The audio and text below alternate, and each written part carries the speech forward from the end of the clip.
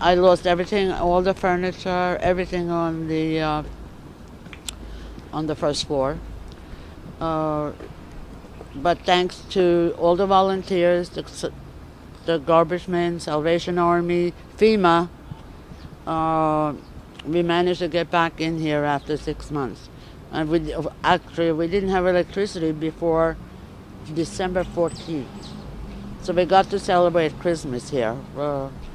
A little, up in the air, but we got to do it. And the contractor that was here first, that he was here for almost a year, and he didn't finish. He left me hanging. Thank God for Good Shepherd, nonprofit organization that helped us out. So that's why it's now finished. Basically, 99.95% finished. I had no heat all winter last winter. So my electric bill was, can you imagine? They had on the second and the third floor. I didn't. Because they had, the contractor that was here did something to the pipes, whatever he did, and whatever. I didn't have the money to do it. But now it's done. I can go on with my life. But I'm still standing, and I sincerely hope that everybody else also that went through this, because nobody realizes. I had 4.5 feet of water in my kitchen. So, sincerely, Venka from Red Hook. Sandy, since you've wreaked havoc on my neighborhood, Red Hook, Brooklyn, so many lives have been turned upside down, and including mine. I wasn't affected as much as others have been, but I've seen many people lost their whole lives, and since then I've been, I'm no longer living in the neighborhood I've lived in for 10 years. Sincerely, despite everything, I'm still standing. Sincerely, Tanisha. You have affected my life in so many ways. You don't even know. You ruined my roof. My mother had to buy new things for her roof over, which cost a lot of money. I needed a new coat. I had no cable for so long. And even though it doesn't seem so dramatic or tragic, it really affected my life because I did not watch TV for like 5 days. Dear Sandy, when I was kind of scared, and we didn't have no water, and then we had to move to a different place, and we had to come back and get our stuff. And because I was because it was like a lot of water, and then I couldn't breathe. Sincerely, Brianna. Dear Sandy, since you've been here, I have been more focused on the things that I need to do.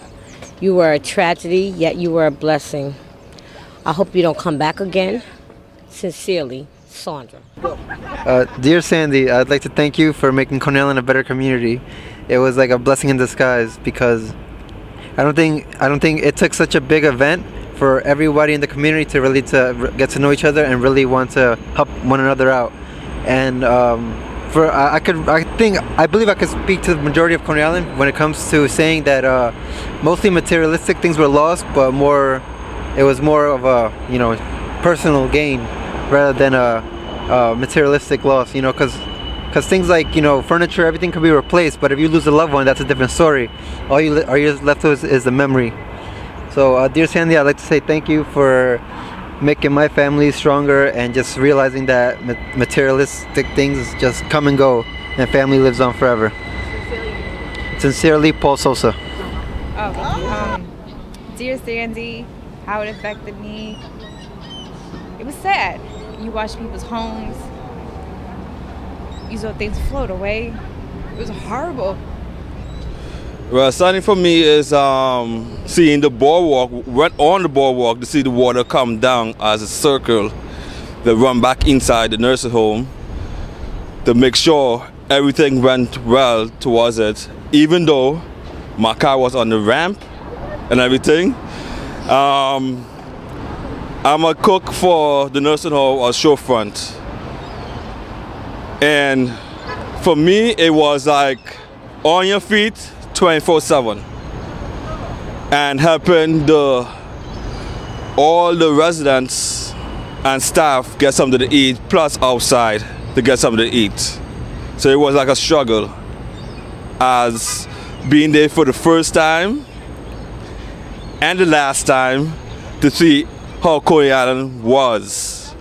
It was like a desert with all the sand, the dirt, the beach was with everything home, everything what people have at home. Couches, sofas. And that was it. So for me, Sandy right now shouldn't be coming back at all, period. Because that was devastating for everybody in Coney Island and in the world. Name, honor, truthful, Vada Perez. Dear Sandy, I want to thank you and not thank you. A couple of things. One is I was affected by Hurricane Sandy. Even though I work in Coney Island at MCU Park for the Brooklyn Cyclones, I'm a resident of Staten Island, Grand City, which was hit pretty bad by Sandy also. I want to not thank you, of course, for the destruction of my house and a $50,000 basement that I'll never recuperate, and the loss of 2 cars. Almost the loss of my wife, who can't swim and was getting swept away by the water, that I grabbed her in the street and pretty much saved her. That's what I want to not thank you for. What I do want to thank you for was it taught myself, my family, especially my children, that we're all spoiled and we all have way more than we need. And sometimes something like that could bring you together and see what a family is made of and how strong you really are and how you can get together and make things happen. I want to thank the Stephen Siller Foundation also, who came to clean out my house, along with the, I forget the name of the organization, but they were with the Mormons volunteer group that came in and also helped. So, I got to see the good and bad in everyone, including myself. So I mean that's pretty much my take and experiences on it. I feel that it definitely helped me to grow as a person, also helped me to see some of my weaknesses as well. Sincerely, Guy Zoder, resident of Staten Island and loyal Brooklynite, member of the Coney Island Alliance and a lot of community organizations. Dear Sandy, I would like to thank you for giving me the opportunity to learn that we should not take anything for granted because it can be taken away in any short amount of time. I would not like to thank you because my grandmother had a flood in her house in Canarsie and I lost power and I couldn't watch TV.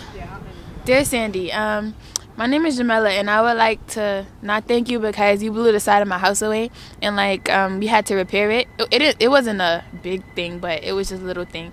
And I would like to thank you for giving me the opportunity to do community service in my school. I would like to thank you for teaching me a lesson about taking pride in what I have and valuing it even more, because my grandmother, she lived in Canarsie and her house was flooded over and everything. And since she's elderly and everything, she had to come live with me for a couple months.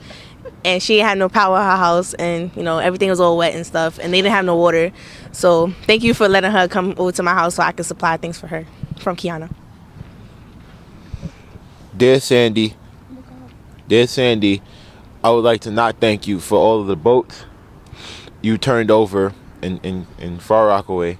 All of the fields you destroyed in Far Rockaway, all the roads you destroyed, the power you took out, and MTA transit that you temporarily messed up while you were here. Sincerely, Corday Sterling.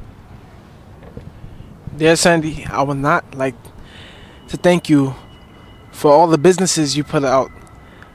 All the little businesses who was affected by the conditions of what you put them through and how they had the financial aids to support and rebuild their businesses.